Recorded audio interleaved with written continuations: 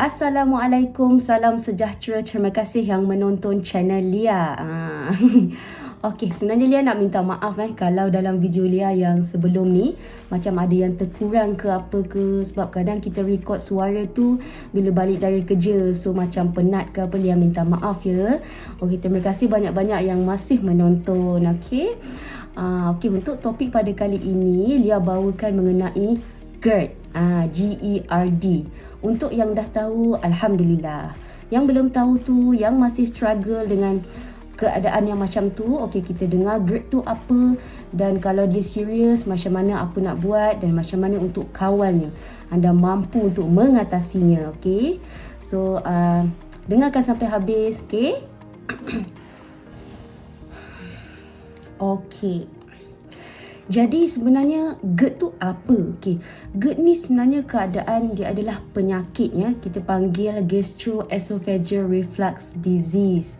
Dia adalah penyakit yang memberi kesan yang terkesannya kita punya macam otot bulatan di bahagian kita punya antara esophagus kita dan kita punya perut.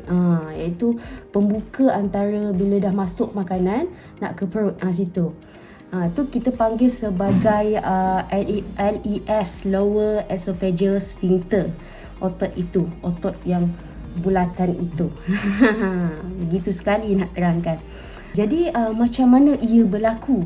Jadi untuk term gastroesophageal itu sendiri, dia merujuk kepada esophagus, laluan makanan itu lalu, dan perut anda, stomach, dan juga perkataan reflux. Jadi reflux tu dia bermaksud apabila benda tu berpatah balik ke atas, dia flow back.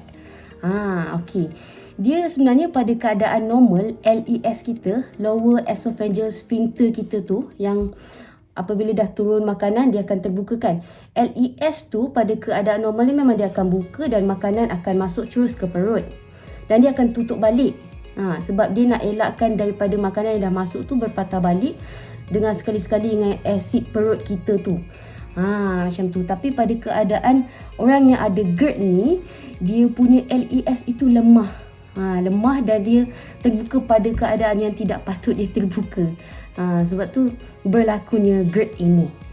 Untuk orang yang ada GERD ni, kebanyakan masa dia akan rasa macam heartburn, pedih hulu hati, macam sakit kan, atau rasa makanan tu tak dicerna dengan baik, macam rasa asid selalu, macam rasa tak selesa, dia macam keluar balik. Okey, baiklah. Apa pula faktor risiko untuk orang yang boleh kena GERD ini? Untuk kebanyakan doktor sebenarnya mereka percaya bahawa hiatal hernia yang menyebabkan lemahnya LES anda, yang Lia explain tadi, lower esophageal sphincter kan, pembukaan yang antara tu. Jadi hiatal hernia ni apa pula? Hiatal hernia ni dia satu keadaan yang macam tak normal jugalah. Dia macam satu keadaan apabila kita punya bahagian atas perut kita ni, dia macam membesar dengan bahagian atas. Dia macam bulge ke bahagian atas tu. Okey, itu akan melibatkan kita punya small opening kita kat bahagian diaphragm. Itu struktur kat bahagian perut kita tu lah untuk area pencernaan tu. Okey, tu satu benda yang macam dia tak normal lah. Okey, kemudian untuk yang faktor-faktor lain, dia ada sting yang affect yang buat kita boleh ada GERD ini. Macam kalau seseorang tu overweight ke, obese, berlebihan berat badan Okey, kemudian kalau untuk orang-orang yang mengandung, pregnant. And then untuk orang-orang yang ada keadaan yang tidak normal juga, macam kita panggil gastroparesis. Itu satu keadaan yang menyebabkan kita punya pencernaan tu lambat. Jadi makanan tu dia tak macam orang lain cepat cerna pergi ke usus. Kemudian keadaan lain seperti macam kalau memang dia ada penyakit lah connective tissue, seperti macam rheumatoid arthritis, scleroderma dan lupus. Tu antara keadaan faktor risiko yang menyumbang ke arah orang tu boleh terkena GERD, boleh ada GERD. Okey, kemudian apa pula simptom untuk keadaan GERD ini? Okey, kebanyakan orang dia akan rasa macam, kebanyakan simptom lah, dia rasa sangat sakit lah. Dia rasa macam heartburn kat bahagian atas perut tu. Okey, dia rasa macam dekat bahagian dada dia naik ke tekak dia, leher dia ni. rasa macam burning sensation lah, rasa macam terbakar, pedih, sakit sangat-sangat. Untuk dia kadang-kadang orang akan cakap macam aku punya makanan rasa macam keluar balik lah, and then dia ada rasa pahit-pahit. Biasanya rasa sebegini dia lepas makan lah yang paling teruk, dan dia boleh kekal hingga 2 jam. Okey, untuk simptom yang lain seperti macam kita rasa loya, kita rasa mual, okey, and then rasa macam ada nafas berbau, rasa nak muntah, susah nak menelan, okey, susah nak telan makanan, ataupun dia boleh jadi kita akan ada lump, kita macam ada benjolan kat bahagian kita punya tekak, kita throat kita. Okey, baiklah. Okey, untuk dia punya rawatan GERD pula. Rawatan dia biasanya kita bertujuan nak mengurangkan reflux tu sendiri dan juga bahaya kepada kita punya esophagus, iaitu lining kepada esophagus tu, okey. Dia biasanya doktor akan bagi ubat lah yang paling biasa, and then kalau macam keadaan tu teruk sangat-sangat, and then doktor akan suggest buat macam pembedahan lah. Itu untuk nak tengok dia punya struktur perut kita tu. Itu boleh terus ke doktor buat appointment. Tu kalau teruk sangat-sangat. Tapi kalau dah boleh terkawal dengan ubat dan juga ubah suai kita punya gaya hidup yang sihat, cara makan kita, akan okey. Okey, baiklah, kita nak fokus kepada pemakanan anda, cara anda kontrol makanan, gaya hidup yang sihat, okey. Ini untuk orang-orang yang tidak begitu serius. Yang serius tadi memang dia kena ambil ubat lah ataupun buat pembedahan. Okey, orang yang boleh kontrol lagi, yang pertamanya kita elakkan daripada mengambil pemakanan tertentu seperti coklat. Ni benda-benda yang akan trigger keadaan GERD kita. So elakkan ambil coklat, peppermint, okey, caffeine, kopi dan alkohol.